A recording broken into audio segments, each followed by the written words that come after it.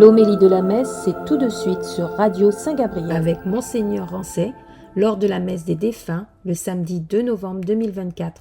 Bonne écoute. Alors frères et sœurs, dans le chapitre 15 de la première épître aux Corinthiens, l'apôtre Paul nous dit, en fait, c'est parce que le Christ est ressuscité que nous croyons que nous aussi nous ressusciterons. Il dit même si le Christ n'est pas ressuscité, notre foi est vaine. Notre foi n'a absolument aucun objet. Mais le Christ est vraiment ressuscité. Il est vivant. Il est tellement vivant qu'il est agissant dans nos vies, qu'il se manifeste concrètement dans l'Église. Je ne vais pas rappeler encore tous les signes depuis le début de l'Église, les miracles que le Christ accomplit partout dans l'Église. Et je pense, en disant cela, au miracle eucharistique, par exemple, celui de Lanciano en 750, le même en 1998 à Buenos Aires, le même cette année même en Inde, et à chaque fois des hosties qui deviennent chères, et c'est la même personne, le même ADN, voilà, le même groupe sanguin, même ADN, et c'est vivant, c'est une chair qui reste vivante. C'est ça qui est le plus surprenant pour les médecins, c'est que cette hostie est devenue chère, par exemple celle de Lanciano, en l'an 750, mais quand on examine, c'est vivant. C'est comme si on venait juste de le découper, c'est toujours une partie du cœur, c'est comme si on venait de prendre un morceau du cœur de quelqu'un, enfin l'intérieur du cœur, le côté gauche toujours, c'est curieux, c'est comme ça, le ventricule à l'intérieur du cœur, et qu'on venait juste de le découper, de le mettre sous le microscope. C'est étonnant. Et c'est une manière pour Jésus de nous dire, je suis vivant, je suis ressuscité et je vous donne tout mon amour. Et quand vous allez recevoir l'hostie tout à l'heure, c'est Jésus lui-même que vous allez recevoir. Vous allez recevoir Jésus, mais pas n'importe quelle, j'ai envie de dire, pas n'importe quelle partie de Jésus, son cœur. C'est son amour qu'il met dans tes mains. C'est son amour qu'il te donne. Et son corps vivant, avec son âme, sa divinité, pour que la vie qui est en lui, qui est immortelle, que la mort n'a pas pu saisir, que la mort n'a pas pu retenir, que cette même vie soit à l'œuvre en toi et te garantisse, toi aussi, contre la mort. La volonté de mon Père, vous l'avez entendu, c'est que quiconque voit le Fils et croit en lui obtienne la vie éternelle. C'est ça la volonté de mon Père, dit Jésus. Quiconque voit le Fils et croit en lui, qu'il obtienne la vie éternelle. Nous avons la vie éternelle par le Christ, lui qui est vivant à jamais, lui qui est mort et ressuscité, et qui demeure vivant, et qui nous donne sa propre vie. Je suis venu, dit-il, pour que vous ayez la vie, et la vie en abondance. Alors, frères et sœurs, nous sommes là ce matin parce que nous sommes solidaires. Et je vous remercie d'avoir fait le déplacement, même s'il y avait la messe hier, même s'il y a la messe demain, dimanche, ça fait beaucoup de messes, hein?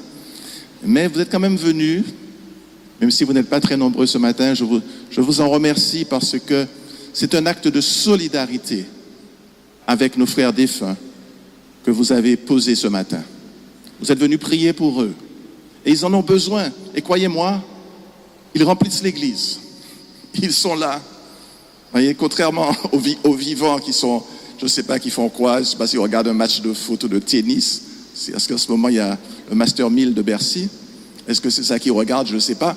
Mais contrairement aux vivants, tous ces gens, toutes ces âmes du purgatoire sont ici. Ils sont venus pour ramasser les miettes. Ils sont venus pour que vous puissiez leur donner, j'espère un peu plus que des miettes, que vous puissiez prier pour eux et que le sacrifice de Jésus les éclabousse pour qu'ils puissent monter plus haut et aller vers la gloire. Qu'ils puissent rejoindre cette foule immense de ceux qui sont déjà debout devant le trône de l'agneau avec des palmes à la main et qui glorifient le Seigneur pour cette vie nouvelle, pour cette vie divine qu'ils ont désormais, pour l'éternité. Qui glorifient le Seigneur pour cette éternelle jeunesse qui est la leur. Cette foule immense est aussi ici. Ils sont nombreux, ils sont tous là. Quelle foule! Ça me console de la faiblesse des vivants, en fait, de ceux qui sont vivants biologiquement, j'entends. Ils sont nombreux. Et, bien sûr, il y a tous nos compagnons de route, tous vos anges gardiens qui sont là également, et qui prient pour vous, qui portent vos intentions à l'autel.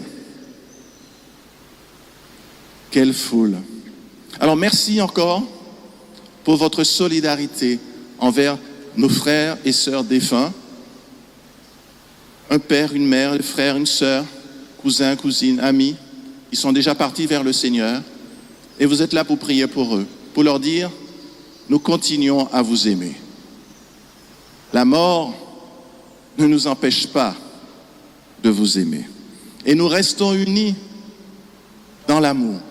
Nous sommes un seul peuple. Tous ceux qui nous ont précédés, nous-mêmes, qui sommes une toute petite partie d'ailleurs, parce que, vous le savez, pour une personne vivante, il y en a 30 qui sont déjà décédés, d'après les statistiques. Donc vous imaginez un peu la foule qu'il y a là-haut. Eh bien, nous sommes un seul peuple. Et pour beaucoup d'entre eux, nous sommes leurs descendants, nous sommes leurs proches, et ils prient pour nous.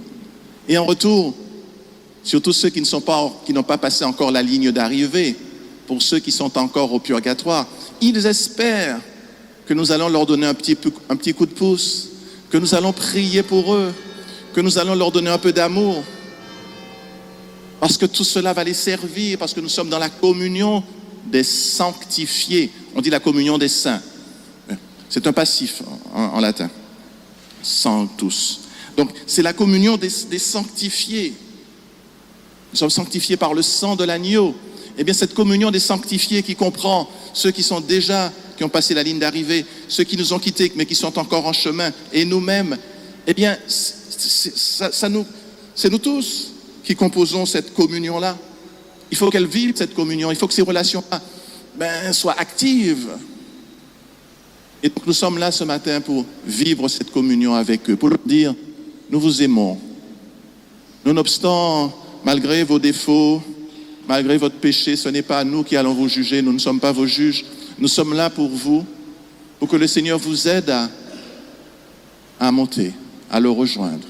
Pour que tout ce qui est en vous comme impureté, tout ce qui est en vous comme dureté, comme incapacité d'aimer, comme injustice, que tout cela soit purifié.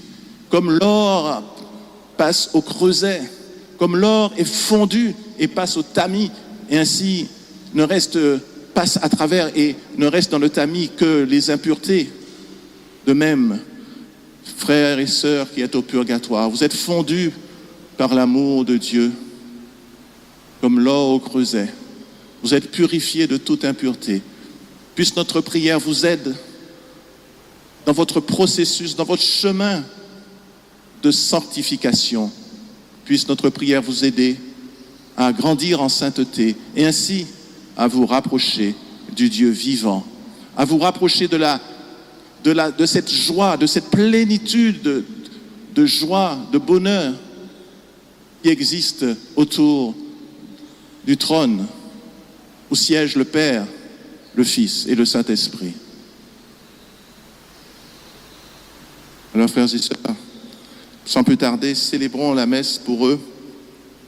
Et en retour, croyez-moi, ils prieront pour nous. Vous voyez, c'est ça l'échange. Ils prient pour eux, mais ils prient pour nous aussi. Ils ne peuvent pas prier pour eux-mêmes, parce que ça ne les aide pas à grandir. Ça les retourne vers eux-mêmes. Vous voyez, ça reste une démarche un peu égocentrique, vous voyez, quand on prie pour soi. Donc, au purgatoire, on ne peut pas prier pour soi-même, mais on peut prier pour les autres. Par contre, on a besoin de la prière, la prière des autres. Donc, c'est un échange. Et c'est beau qu'il en soit ainsi. Alors, prions pour eux, ils prieront pour nous. Amen. C'était l'homélie de la messe avec Monseigneur Alain Rancet lors de la messe des défunts le samedi 2 novembre 2024.